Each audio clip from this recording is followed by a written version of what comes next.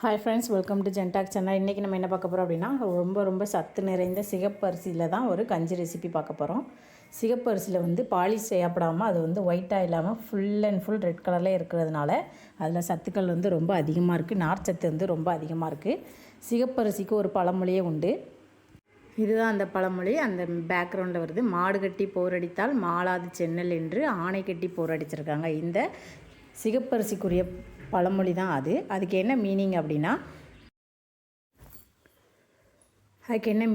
நெல் அறுவடை முடிஞ்சதும் அந்த களத்துக்கு வரும்போது நெல்லை பயிரிலிருந்து பிரித்தெடுக்க மாடுகளை என்ன செஞ்சுருக்காங்க அப்படின்னா பயன்படுத்தியிருக்காங்க. அதுவே சிகப்பரிசியாக இருந்துச்சுன்னா அந்த மாடை கூட வச்சு என்ன செய்ய முடியாது அப்படின்னா அந்த நெல்லை பிரித்தெடுக்க முடியாதான். அதனால் அது யானை கட்டி தான் என்ன செய்வாங்க அப்படின்னா அந்த பிரித்தெடுக்கக்கூடிய வேலையை செஞ்சுருக்காங்க. அதுக்குள்ளே பழமொழி தான் இந்த பழமொழி. இப்போ நம்ம சிகப்பரிசி ரெசிபி பார்க்கலாம். சிகப்பரிசி நான் எடுத்துருக்கேன் 1 கப். அதுக்கப்புறமா 1 கப் உளுந்து எடுத்துருக்கேன், கருப்பு உளுந்து. அடுத்து நம்ம சிறுபருப்பு. இந்த 3மே நான் எடுத்திருக்கேன். சிறுபருப்பு கம்மியாக எடுத்திருக்கேன். 3ல் 1 பங்கு தான் சிறுபருப்பு எடுக்கணும். ஒரு 50 கிராம் இல்லை 100 கிராம் எடுத்துக்கோங்க. 200 கிராம் சிகப்பரிசி, 100 கிராம் நீங்கள் வெள்ளை உளுந்து சேர்க்கக்கூடாது, கருப்பு தொளி உளுந்து தான் சேர்க்கணும். இப்போ சிகப்பரிசியை நான் வறுத்து எடுத்தாயிடுச்சு. அதுக்கப்புறமா என்ன செய்யப்போகிறோம் அப்படின்னா, இந்த கருப்பு தொளி உளுந்தையும் இந்த பாசிப்பருப்பு, அதாவது இந்த சிறுபருப்பையும் நான் ஒன்றாவே சேர்த்து என்ன செய்கிறேன் அப்படின்னா பேனில் போட்டு மிக்ஸ் பண்ணி எடுக்க போகிறேன். நல்ல கலர் மாறணும். இந்த உளுந்து வறுக்கப்பவே நமக்கு ஒரு நல்ல ஸ்மெல் வரும். அந்த ஸ்மெல் வரையும் நம்ம என்ன செஞ்சிடலாம்னா அடுப்பை ஆஃப் பண்ணிடலாம். சிகப்பரிசியை நல்லா கழுவிக்கோங்க. நான் இன்றைக்கி ஊற வைக்க போகிறது கிடையாது. கழுவிட்டு அப்படியே என்ன செய்ய போகிறோம் அப்படின்னா யூஸ் பண்ண போகிறோம். அந்த தண்ணியை தூர ஊற்றிட்டு நம்ம என்ன செய்ய போகிறோம் அப்படின்னா இதை குக்கரில் சேர்க்க போகிறேன். நான் இன்றைக்கி ஒரு 2 டம்ளர் அளவுக்கு நான் என்ன செஞ்சுருக்கேன் அப்படின்னா சிகப்பரிசி சேர்த்துருக்கேன். 1 டம்ளருக்கு உளுந்து சேர்த்துருக்கேன். அதுலேயும் பாதி ஒரு 1/4 டம்ளர் சிறுபருப்பு சேர்த்துருக்கேன். இந்த அளவில் தான் நான் சேர்த்துருக்கேன். இப்போ உளுந்தும் சிறுபருப்பும் நல்லா வெந்துடுச்சு பாருங்கள். இந்த அளவுக்கு நல்ல கலர் மாதிரி பொன்னிறமாக வரையும் நம்ம என்ன செஞ்சுக்கலாம் அப்படின்னா நம்ம ஒரு பிளேட்டுக்கு மாற்றிக்கலாம். அப்படி இல்லைன்னா நீங்கள் ஒரு குக்கரில், ப்ரெஷர் குக்கரில் நம்ம செய்கிறோம் அப்படின்னா அந்த ப்ரெஷர் குக்கருக்கு மாற்றிக்கோங்க. உளுந்தும் சிறுபருப்பும் நல்லா வேகணும். அப்போ தான் உங்களுக்கு அந்த கஞ்சி சூப்பரான டேஸ்ட்டில் கிடைக்கும்.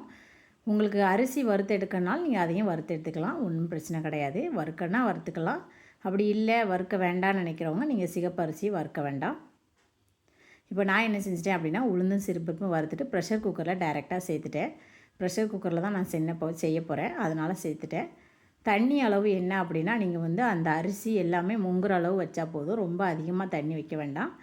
நீங்கள் தண்ணியாக இருந்தாலும் அது பிரச்சனை கிடையாது. ஏன்னா நம்ம கஞ்சி தான் செய்ய போகிறோம். இந்த அரிசி எல்லாமே நல்லா முங்கி என்ன செய்யணும் அப்படின்னா ஃபுல்லாகவே அந்த கவர் ஆகிடணும். அந்தளவுக்கு இருந்தால் போதும். இது கூட கொஞ்சமாக நீங்கள் என்ன செஞ்சுக்கோங்க அப்படின்னா ஒரு கைப்பிடி அளவுக்கு முருங்கைக்கீரை சேர்த்துக்கோங்க. முருங்கைக்கீரை சேர்த்திங்க அப்படின்னா ரொம்ப சத்து நிறைஞ்சது முருங்கைக்கீரையும். கஞ்சி செய்கிறப்ப கண்டிப்பாக நீங்கள் என்ன செய்யுங்க அப்படின்னா முருங்கைக்கீரை செஞ்சுக்கோங்க. இப்போ முருங்கைக்கீரையும் சேர்த்தாச்சு. நல்லா மிக்ஸ் பண்ணிக்கோங்க. நல்லா கொதி வந்த பிறகு தான் நம்ம என்ன செய்யணும் அப்படின்னா நம்ம அடுப்பை க்ளோஸ் பண்ணி வைக்கணும். அதாவது ப்ரெஷர் குக்கரை மூடி வைக்கணும். அதுக்கு முன்னாடியே நீங்கள் மூடி வச்சிடக்கூடாது. நல்லா எல்லாமே கொதித்து வந்ததுக்கப்புறமா நம்ம கொஞ்சமாக ஒரு கைப்பிடி அளவு முருங்கைக்கீரை சேர்த்துக்கோங்க. 1 டேபிள் ஸ்பூன் ஜீரகம், 1 டேபிள் ஸ்பூன் ஓமம், 1 டேபிள் ஸ்பூன் மிளகு பொடி. இது எல்லாமே சேர்த்துட்டு நீங்கள் என்ன செஞ்சுக்கலாம் அப்படின்னா அந்த கஞ்சி உள்ளே நீங்கள் சேர்த்துக்கலாம். இல்லை நீங்கள் தனியாக சேர்க்கணுனாலும் உங்கள் விருப்பம் அது. நான் இன்றைக்கி இந்த கஞ்சி கூடவே எல்லாத்தையும் சேர்த்துட்டு மிளகு பொடி மட்டும் எக்ஸ்ட்ரா 1 டேபிள் ஸ்பூன் சேர்த்துருக்கேன். 2 டேபிள் ஸ்பூன் சேர்த்துருக்கேன். உங்களுக்கு மிளகு பொடி கம்மியாக தேவைப்பட்டுச்சுன்னா நீங்கள் கம்மியாக சேர்த்துக்கோங்க. மிளகு நான் மற்றபடி வேறு எந்த ஸ்பைசஸ், அதாவது வத்தல் பொடி எதுவுமே நான் சேர்க்கலை. மிளகாயும் சேர்க்கலை. கஞ்சிக்கு அதெல்லாம் சேர்க்கக்கூடாது. ஒரு 2 டேபிள் ஸ்பூன் கல் உப்பு சேர்த்துருக்கேன். மிளகு தான் சேர்க்கணும். வெள்ளை பூண்டு இருந்துச்சுன்னா நீங்கள் ஒரு 2 பீஸ் வெள்ளை பூண்டு சேர்த்துக்கோங்க. நான் இன்றைக்கி ஒரு 10லேருந்து 15 பூண்டு சேர்க்க போகிறேன். வெள்ளை பூண்டும் சேர்த்தாச்சு. இது எல்லாம் சேர்த்து நல்லா கொதித்ததுக்கப்புறமா நீங்கள் என்ன செய்யணும் அப்படின்னா மூடி வைக்கணும். ஏன்னா சிகப்பரிசி வேகிறதுக்கு ரொம்ப டைம் ஆகும். அதனால் நம்ம என்ன செய்ய போகிறோம் அப்படின்னா உளுந்தும் சிறுபருப்பும் கொஞ்சம் சீக்கிரத்தில் வெந்துடும். அதனால் சிகப்பரிசி மட்டும் கொஞ்சம் டைம் ஆகும் அப்படிங்கிறதுனால நம்ம நல்லா கொதி வந்ததுக்கப்புறம் தான் நீங்கள் மூடி போட்டு மூடி வச்சுருங்க. இதுக்கு நம்ம தேங்காய் பாலும் எடுத்து வைக்கணும். அதனால் தேங்காய் பாலுக்கு ஒரு 2 தேங்காவை நீங்கள் என்ன செஞ்சுக்கலாம் அப்படின்னா அரைச்சி எடுத்து தேங்காய் பால் எடுத்து ரெடியாக வச்சுக்கோங்க. அது குக்கரில் ப்ரெஷரில் வெந்து வருமுன்னே நம்ம இதை தேங்காய் பால் எடுத்து ரெடியாக வச்சுக்கிட்டோம் அப்படின்னா வெந்ததுக்கப்புறமா இந்த கஞ்சி உள்ள இந்த தேங்காய் பாலை சேர்த்துட்டோம் அப்படின்னா ரொம்ப சூப்பராகிடும்.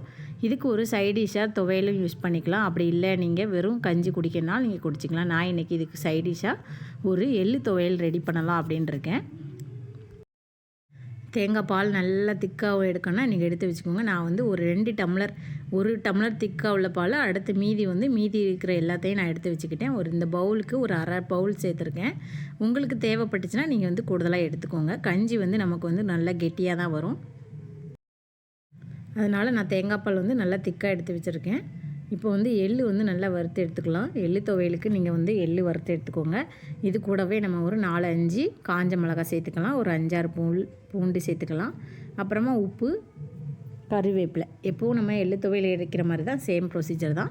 கொஞ்சமாக புளி, இதெல்லாம் சேர்த்து நல்லா வறுத்து எடுத்துகிட்டு அதுக்கப்புறமா தேங்காய் சேர்த்து அரைச்சி எடுத்துக்கோங்க. இல்லை உங்கள்கிட்ட எள்ளு பொடி இருந்துச்சு அப்படின்னா தேங்காய் மட்டும் சேர்த்துட்டு என்ன செய்யலாம் அப்படின்னா, இந்த எள்ளு பொடி ஒரு 2 டேபிள் ஸ்பூன் போட்டு கொஞ்சம் உப்பு மட்டும் சேர்த்து அரைச்சி எடுத்துக்கிட்டிங்கன்னா ஒரு ஈஸியான எள்ளு துவையல் ரெடி ஆகிடும். இப்போ நம்மக்கிட்ட எள்ளு பொடி இல்லை அப்படிங்கிறதுனால நான் என்ன செஞ்சுருக்கேன் அப்படின்னா, எள்ளெல்லாம் தனியாக வறுத்து எடுத்துகிட்டு இதுலேருந்து ஒரு 2 டேபிள் ஸ்பூன் மட்டும் தான் இதில் சேர்க்க போகிறேன். ஃபுல்லாக சேர்க்கலை. எள்ளு கொஞ்சம் சேர்த்தாலே டேஸ்ட்டாக மாறிடும். ஆனால் வத்தல், பூண்டு எல்லாமே கொஞ்சம் அதிகமாக தான் சேர்க்கணும். ஒரு 2-3 பல் பூண்டு சேர்த்துட்டு 2-3 சில்லி, அதாவது காஞ்ச மிளகா 2-3 எடுத்து நான் என்ன செஞ்சுக்கிட்டேன் அப்படின்னா சேர்த்துக்கிட்டேன். மீதி எள்ளு பொடிக்கு சேர்த்துக்கலாம். எள்ளு பொடிக்கு நம்ம வத்தல் காரம்லாம் கொஞ்சம் கம்மியாக வச்சா தான் டேஸ்ட்டாக இருக்கும்.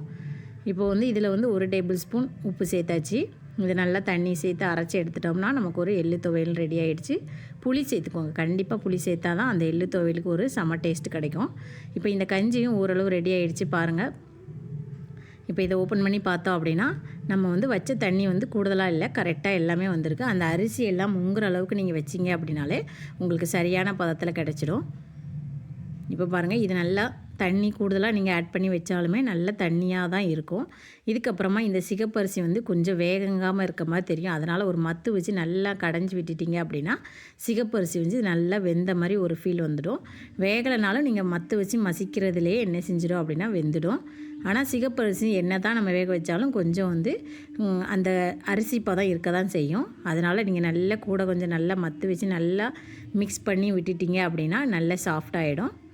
இப்போ இது கூட நம்ம ரெடி பண்ணி வச்சுருக்கிற தேங்காய் பால் சேர்க்கணும். நம்ம ரொம்ப தண்ணியாக இந்த கஞ்சி வச்சிடக்கூடாது. குக்கரில் வைக்கிறப்ப தண்ணி ரொம்ப அதிகமாக இல்லாமல் ஓரளவு மீடியமாக இந்த மாதிரி வந்துடுச்சு உங்களுக்கு அப்படின்னா, இதுக்கப்புறம் நம்ம தேங்காய் பால் சேர்த்தோம் அப்படின்னா உங்களுக்கு கஞ்சி பதம் கரெக்டாகிடும். இல்லை நீங்கள் குக்கரில் வைக்கிறப்பவே கொஞ்சம் தண்ணியாக வச்சிட்டோம் அப்படின்னா தேங்காய் பால் ஊற்றுறப்ப இன்னும் உங்களுக்கு ரொம்ப தண்ணியாகிடும். உங்களுக்கு தண்ணியாக குடிக்கிறதுக்கு அந்த கஞ்சி விருப்பம் அப்படின்னா நீங்கள் தண்ணியாக சேர்த்துக்கலாம். இல்லை உங்களுக்கு கெட்டியாக தான் வேணும் அப்படின்னா நீங்கள் இந்த மாதிரி ட்ரை பண்ணிக்கலாம்.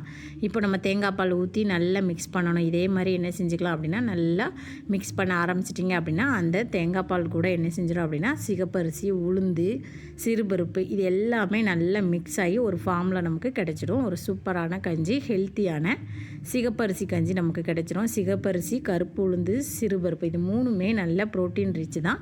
வெயிட் லாஸ்க்கு சிகப்பரிசி கஞ்சி ட்ரை பண்ணுதாங்க. ஆனால் நம்ம நல்லா ஹெல்த்தியாக இருக்கணும் அப்படின்னு நினச்சிங்க அப்படின்னாலும் நம்ம இந்த சிகப்பரிசி கஞ்சி டெய்லி எடுக்கலாம்.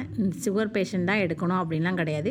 சுகர் பேஷண்ட் கண்டிப்பாக இந்த மாதிரி கஞ்சி மாதிரிலாம் வச்சு சாப்பிடவே கூடாது. உங்களுக்கு சுகர் லெவல் ரொம்ப அதிகமாகிடும். நீங்கள் எது சாப்பிட்டாலும் கஞ்சியாக சாப்பிடாமல் அப்படியே சாதமாக வடித்து சாப்பிட்டா தான் சுகர் லெவல்லாம் கரெக்டாக இருக்கும். கஞ்சியாக சாப்பிட்றது கொஞ்சமாக சாப்பிடணும். அப்படி சாப்பிட்றதா இருந்தால் நீங்கள் கொஞ்சம் தான் எடுக்கணும். இந்த மாதிரி அதிகமாக வச்சு சுகர் பேஷண்ட் கண்டிப்பாக சாப்பிடக்கூடாது. இப்போ கஞ்சி நம்ம நார்மல் பீப்புள்ஸ் மட்டும்தான் இந்த மாதிரி சாப்பிடணும்.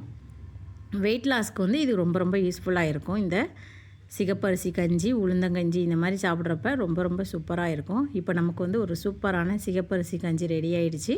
இதுக்கு ஒரு காம்பினேஷனாக சூப்பரான ஒரு எள்ளு துவையலும் ரெடி பண்ணியாச்சு. நீங்களும் இந்த மாதிரி சிகப்பரிசி இருந்துச்சுன்னா ஒரு வாட்டி இந்த கஞ்சி ட்ரை பண்ணி பாருங்கள். எப்படி இருந்துச்சு அப்படிங்கிறதையும் மறக்காமல் கமெண்ட் செக்ஷனில் கொடுங்க. சின்ன பிள்ளைங்கள்லேருந்து பெரியவங்க வரைக்கும் எல்லாருமே நம்ம இதை தாராளமாக சாப்பிடலாம்.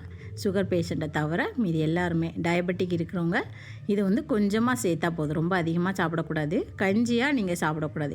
சாதமாக வடித்து நீங்கள் சாப்பிட்டீங்க அப்படின்னா தான் உங்களுக்கு அது ரொம்ப யூஸ்ஃபுல்லாக இருக்கும். கஞ்சி பதத்தில் கண்டிப்பாக நீங்கள் சாப்பிடவே கூடாது. இதை மட்டும் நீங்கள் ஞாபகம் வச்சுக்கோங்க. அவ்வளோதான், நம்ம ஒரு சூப்பரான கஞ்சி ரெசிபி பார்த்தாச்சு. இந்த வீடியோ பிடிச்சிருந்தால் லைக் பண்ணுங்கள், ஷேர் பண்ணுங்கள், மறக்காமல் சப்ஸ்கிரைப் பண்ணுங்கள். தேங்க்யூ.